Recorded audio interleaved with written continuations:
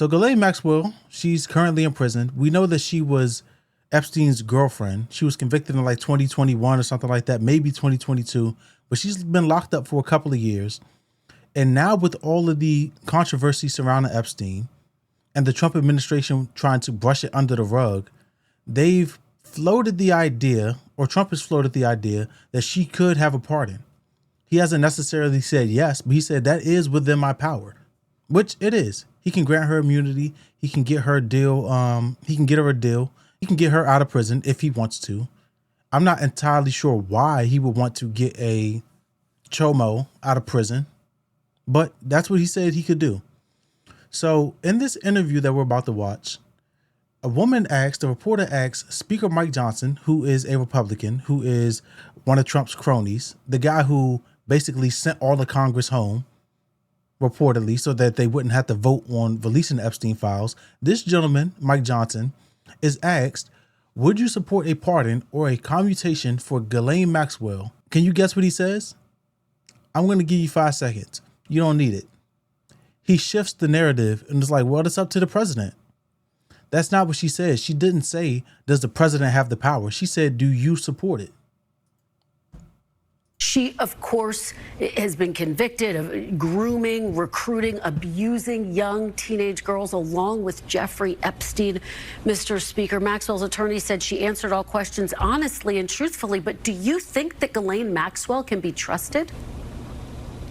No. Well, I mean, look, it's a good question. I hope so. I hope that she would want to come clean. We certainly are interested in knowing everything that she knows.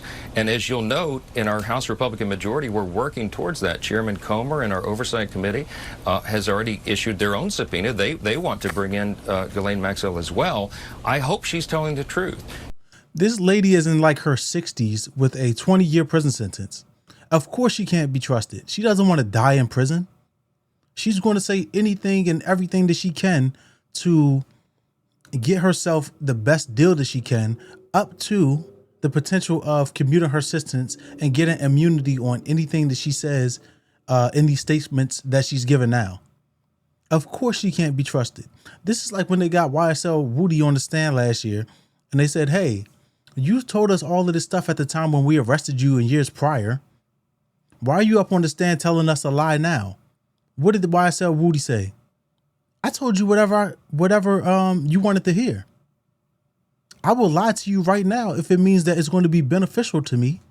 That's what YSL Woody said after he already had immunity. So what do you think a woman that's in prison is going to say in order to get out? She'll say more than that. She'll sell her own mom up the river. She is convicted. She is serving a 20-year sentence for child sex trafficking, and so her character is in some question. But if she wants to come clean now, that would be a great service to the country, and we'd like to know every single bit of information that she has. I certainly hope she's telling the truth. Yeah, no, I don't believe it. I don't think you can be trusted. I think the things that you're doing behind the scenes negate what you're saying on camera. Because if you're sending Congress home so that there's no vote on the Epstein files, but then you get on TV and say, yeah, we would love all the information. We're going to get the testimony from Ghislaine Maxwell. We're going to take this thing to the highest extent that we can. It's a lie. That's what we call that. When you tell the opposite of the truth, or when you do one thing in the spotlight and you do another thing behind closed doors, we call that a lie. We call that a lack of integrity. And that's what this gentleman has, just like a lot of people that are on the right, on the left as well, but on the right and supporting Trump and supporting MAGA. Disingenuous, lying piece of shit.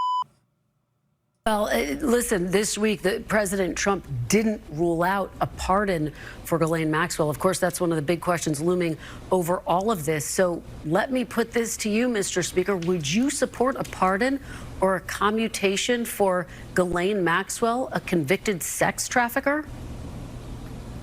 Give it one word answer. I mean, obviously, that's a decision of the president. He said he had not adequately considered that. I won't get in front of him. That's not my lane. My lane is to help direct and control the House of Representatives and to use every tool within our arsenal to get to the truth. I'm going to say this as clearly and plainly and repeatedly as I can over and over. We are for maximum disclosure. We want all transparency. I trust the American people. I and the House Republicans believe that they should have all this information to be able to determine what they will. But we have to protect the innocent, and that's the only safeguard here. Oh, there's an easy way to protect the innocent. We can take out their names, the victims, the people that were being trafficked. We can redact their names, especially because they were not adults at the time. But that's not what you're trying to do. The stuff that you're doing behind closed doors negates the stuff that you're doing in front of closed doors. Now, I said this while he was talking, but she asked you specifically, would you support either a commutation or a pardon? And then you started talking about how it's the president's decision. We wanted a one-word answer. Do you support releasing a chomo out of prison? Yes, you do. Because you're going to do whatever the president says to do, whatever he agrees is the right way to go, because you're a bootlicker.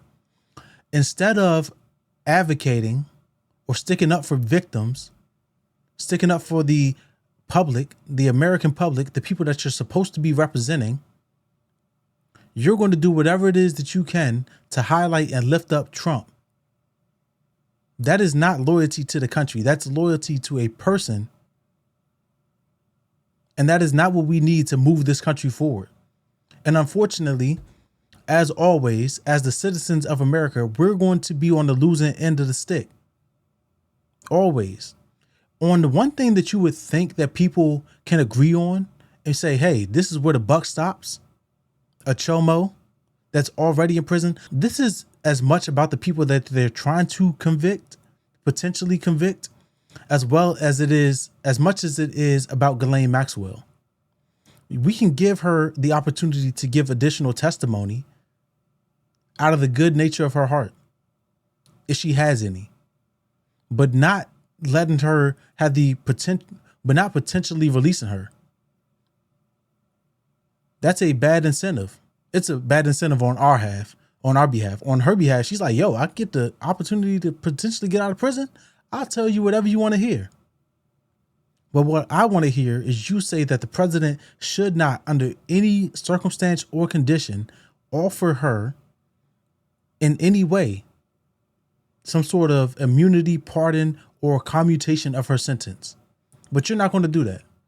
You Republicans that love Trump, no matter what it is that he does or says, you guys are not going to do that. You guys want to talk about respectability and holding people accountable, except when it's somebody that you like. Then you start pointing the fingers. Oh, what about the Democrats?